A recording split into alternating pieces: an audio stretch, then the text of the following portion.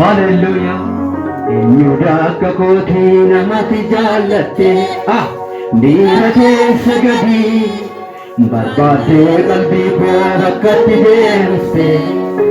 Honoon nama gadi eenyu eenyudha akka kootii namatti jaallatte dhiiratee sagadii barbaaddee qalbii koo bakkatti deebiste.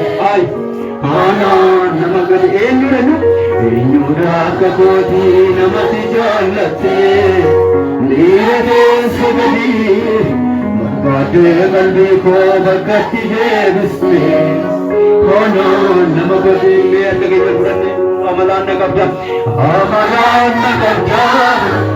murtaalee irraan duuteeka utuu sinaan taane abbaa koo firruu nan danda'a.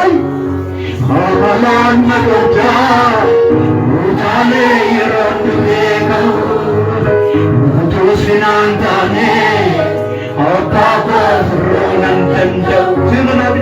Seetonaa miti miidhamaa fedhaa marrummaan koo kanaaf gammee bo'ee ogummaa si gaasha garaa koo kunaaf diddiibee miidhamaa fedhaa marrummaan koo kanaaf gammee bo'ee ogummaa si gaasha.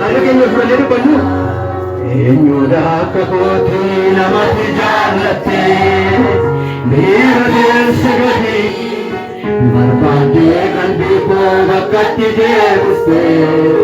Honoon nama gadi eenyudha akka kootii namatti jaallatte dhiiratee sagadii barbaaddee qalbii koo bakkatti deebiste. Honoon nama gadi Abanaan na qabda murtaalee irraan duuteeka utuu sinaan taane abbaa koo firruu nan danda'u.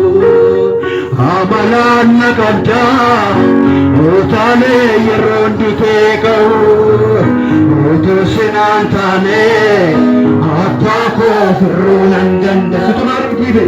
Seetonaan ittiibe miidhamaa fedhaa marrummaan koo kanaaf gammee bo'ee ogummaa si gaasha garaa koo.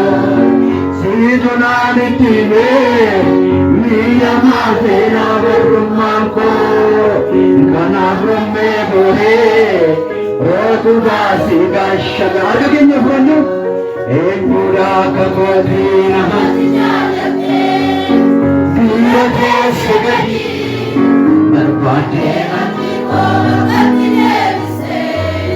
Honoon nama gadi eenyudha akka kootii namatti jaallatte dhiiratee sagadii barbaaddee qalbii koo bakkatti deebiste. Honoon itti yaadame eenyudha akka kootii namatti jaallatte dhiiratee sagadii barbaaddee qalbii koo bakkatti deebiste. Honoon nama gadi eenyudha akka kootii namatti jaallatte dhiiratee sagadii barbaaddee qalbii koo bakkatti deebiste. Honoon nama gadi yoomunaaf amanamtaa Yesuus asirraan qabu shakkii amaanatti ni tanne amaanatti ni tanne addanaaf gaggee afaaniin na tumsite afaaniin na fuursite garaatamaa koo yaaddu tola keetiin jiraatteeran Yesuus tola keetiin jiraattee darbeen yoomunaaf amanamtan irra deebine yoomunaaf amanamtaa asirraan qabu shakkii abeet amaanatti ni tanne addanaaf gaggee afaaniin na tumsite na sakka afaaniin na tumsite garaatamaa koo yaaddu tola keetiin jiraatteeran Yesuus tola keetiin jiraattee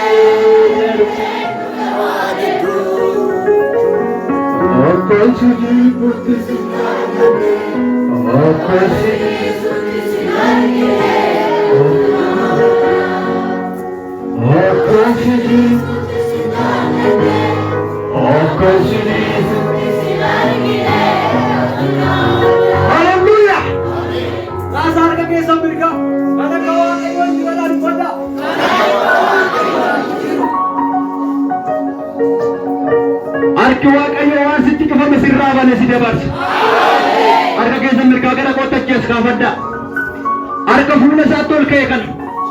Yaa Waaqayyo waan nama ammana isaa hin argati. Harka ol ka'e kun boojuu haaraan eebba haaraan maarratee galma qa'e. Haleluuyaa. Utuu daddanaa shubbistu utuu tasii gaarummaa Waaqayyoomtu mana dhimmi kee goolabamee si yaa'e.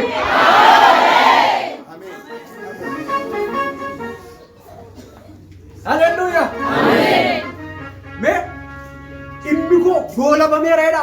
Dhimmi koo goolabameera.